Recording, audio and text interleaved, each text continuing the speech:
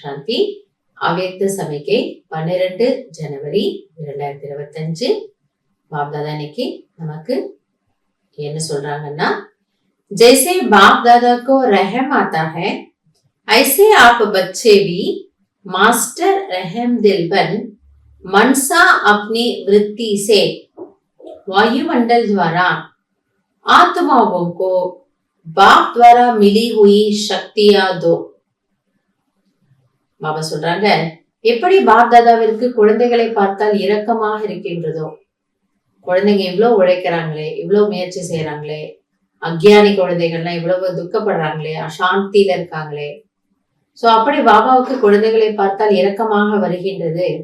அதே போன்று குழந்தைகளாகிய நீங்களும் மாஸ்டர் இரக்க மனமுடையவராகி, அக்ஞானிகளை பத்தி சொல்றாரு, மாஸ்டர் இரக்க மனமுடையவராகி தன்னுடைய மனதின் மூலமாக விருத்தி, அதாவது உள் உணர்வின் மூலமாக நல்ல ஒரு வாயு மண்டலத்தை ஆத்மாக்களுக்கு கொடுங்கள். அப்ப அதுக்கு என்ன பண்ணணுங்கிறாரு, பாபாவிடமிருந்து, ஸ்ரீ பாபாவிடமிருந்து கிடைத்திருக்கக்கூடிய சக்திகளை தானமாக பிற ஆத்மாக்களுக்கும் கொடுங்கள். சோ நீங்க வாங்குறீங்க, அப்ப உங்களுக்கு அந்த இரக்கம் வரணும், இந்த ஆத்மாக்களுக்கும் ஏதாவது கிடைக்கட்டும். சோ பிற ஆத்மாக்களுக்கும் நீங்க சகாஷ் கொடுங்க, பிற ஆத்மாக்களுக்கும் நீங்க சக்தி கொடுங்க. जब थोड़े समय में सारे विश्व की सेवा संपन्न करनी है, तत्वों सहित सबको पावन बनाना है, तो तीव्र गति से सेवा करो. ஆக உங்களுக்கு கிடைத்திருக்கக்கூடிய நேரம் கொஞ்ச காலம்தான். நம்ம ஏதோ ஒரு 10 நிமிஷத்துல ஒரு மிகப்பெரிய வேலையை முடிக்கிறோம்னா என்ன பண்ணுவோம், வேகமா செய்வோம், இன்னும் 2 பேரை உதவிக்கு கூப்பிட்டுப்போம். அப்ப அந்த வேலை சீக்கிரமா முடியும். கஷ்டமான வேலை தான், ஆனால் நேரத்துக்குள்ள முடியும். அதே போல நாம் அனைவரும் பிராமண ஆத்மாக்களாகிய நாம் அனைவரும் இப்பொழுது விஸ்வ மாற்றத்தினுடைய காரியத்துல சகயோகம் கொடுக்கணும்.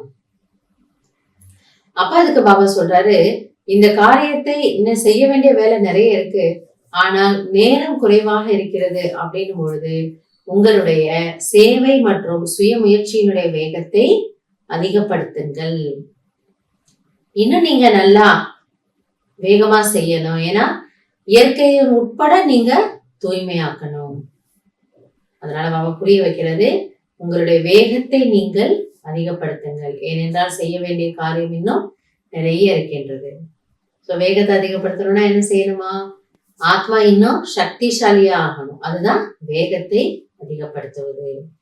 அப்ப அதுக்கு நம்ம யோசிக்கணும், நான் இப்ப எந்த நிலையில இருக்கேன், நான் எவ்வளவு பவர்ஃபுல்லா இருக்கேன், சோ நான் இன்னும் என்ன எப்படி பவர்ஃபுல்லா ஆக்கிக்கிறது, சக்திசாலியா ஆக்கிக்கிறது, அதற்கு நான் என்ன செய்யணும் அப்படிங்கறத நமக்கு நாம யோசிக்கணும். நல்லது. ஓம் சாந்தி.